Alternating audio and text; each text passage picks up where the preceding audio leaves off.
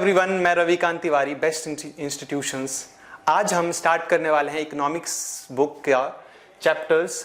उससे पहले हम जानेंगे इकोनॉमिक्स के सिलेबस को कि इकोनॉमिक्स का सिलेबस क्या है 11th क्लास का, क्योंकि किसी भी सब्जेक्ट का सिलेबस जानना उतना ही इम्पॉर्टेंट है किसी भी सब्जेक्ट की तैयारी करने से पहले, ताकि आपको पता चल पाए कि हर चैप्टर्स की क्या वेटेज है, कौन से चैप्टर को हमें कितना ध्यान देने की ज़रूरत है और क्या क्या बुक्स हैं और क्या रिक्वायरमेंट्स हैं आपको आपकी स्टडीज़ के लिए आगे लगेगी। So let's begin with the syllabus of economics. Class 11th की इकोनॉमिक्स में दो बुक्स होते हैं। पहली बुक्स जो होती है वो स्टैटिस्टिक्स ऑफ इकोनॉमिक्स होती है, ये मेजरली एनसीईआरटी फॉलो करते हैं, और दूसरी जो बुक होती है इंट्रोडक्टरी माइक्रो इकोनॉमिक्स होती है। दो बुक्स जो है क्लास 11th में फॉलो होती हैं इकोनॉमिक्स के लिए, और दोनों का जो वेटेज होता है वो 40-40 मार्क्स का होता है। जैसे आप देख सकते हैं कि स्टैटिस्टिक फॉर इकोनॉमिक्स में इसको 3 यूनिट्स में बांटा गया और फर्दर वो 3 यूनिट्स अलग अलग चैप्टर्स में सेग्रीगेट किए हुए हैं।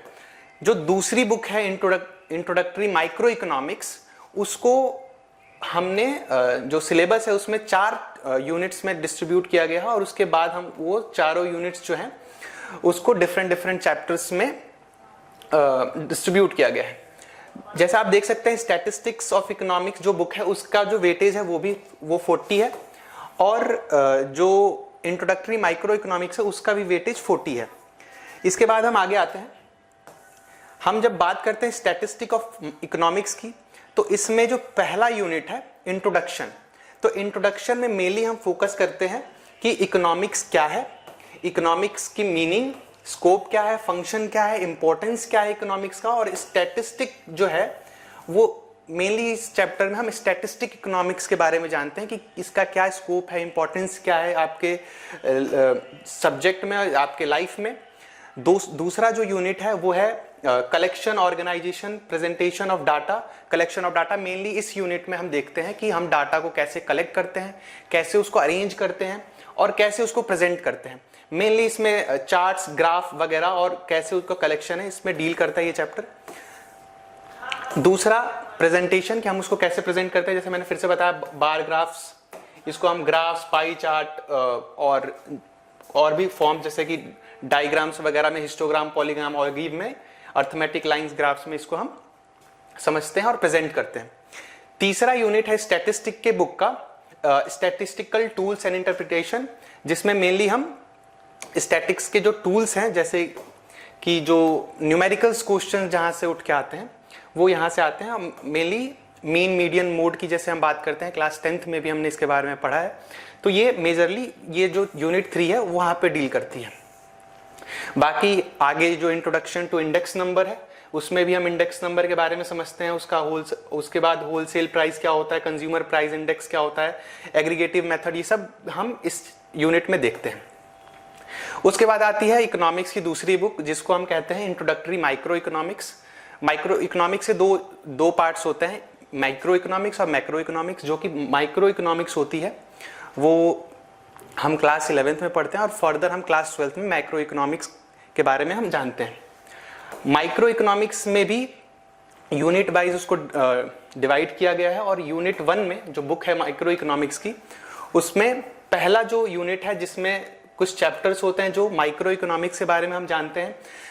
माइक्रो इकोनॉमिक्स, मैक्रो इकोनॉमिक्स, इन सब के बारे में जानते हैं, इनके रोल क्या होते हैं, ये व्हाट इज इकोनॉमी, ये सब चीजें जो हैं हम माइक्रो इकोनॉमिक्स से पहले यूनिट्स में हम पढ़ते हैं।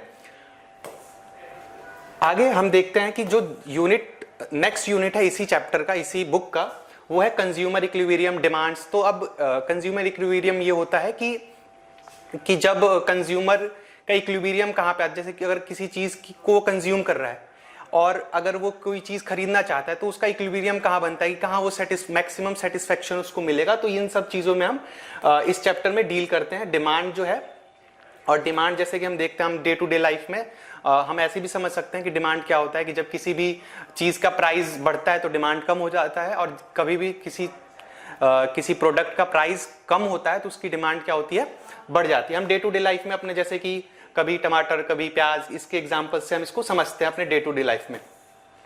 उसके बाद में जो इकोनॉमिक्स का जो सेकंड लास्ट चैप्टर है वो है प्रोड्यूसर बिहेवियर और सप्लाई। अब ये जो यूनिट है, ये जो चैप्टर्स हैं, इसमें प्रोड्यूसर बिहेवियर और सप्लाई एक अलग अलग चैप्टर्स हैं। अलग अलग बुक्स में इसको अलग अलग तरीके से चैप्टर्स में डिस्ट्रीब्यूट किया गया है। मेनली इसमें प्रोड्यूसर्स का बिहेवियर क्या रहता है टुवर्ड्स द प्रोडक्ट, वो कैसे प्रोडक्ट बनाने में डील करते हैं, वो शॉर्ट रन में कैसे काम करते हैं, लॉन्ग रन क्या होता है उनका, और कैसे वो पूरी जो प्रोडक्ट के अराउंड वो कैसे डील करते हैं, कैसे वो प्रोड्यूस करते हैं, ये सब उनका रिलेशंस वगैरह हम इसमें देखते हैं। रेवेन्यूज क्या होते हैं उनके, मार्जिनल कॉस्ट क्या होता है, मार्केट सप्लाई वगैरह हम इस यूनिट में, इस चैप्टर में हम समझते हैं और पढ़ते हैं। बाकी जो लास्ट चैप्टर है इसका वो है perfect competition, price determination and simple application. अब परफेक्ट कॉम्पिटिशंस कुछ ऐसे भी मार्केट्स जो होते हैं इकोनॉमिक्स में, जिसमें से एक परफेक्ट कॉम्पिटिशंस मार्केट भी होता है कि मार्केट कैसे वर्क करता है, उसका इफेक्ट क्या होता है डिमांड सप्लाई पे, सो एंड सो। लास्ट में आता है प्रोजेक्ट इन इकोनॉमिक्स। जो पार्ट सी होता है इकोनॉमिक्स का, वो होता है जो थ्योरी पेपर के बाद प्रोजेक्ट्स जो होते हैं उसके बेसिस पे आपको 20 नंबर मिलते हैं आपके एग्जाम्स में। और इसके बाद जो होता है, ये पूरी की पूरी जो इकोनॉमिक्स की बुक है, इकोनॉमिक्स की बुक का यही सिलेबस खत्म होता है। हम आगे मिलते हैं अगले किसी सब्जेक्ट के साथ, ऐसे ही सिलेबस के साथ हम स्टार्ट करेंगे। Thank you.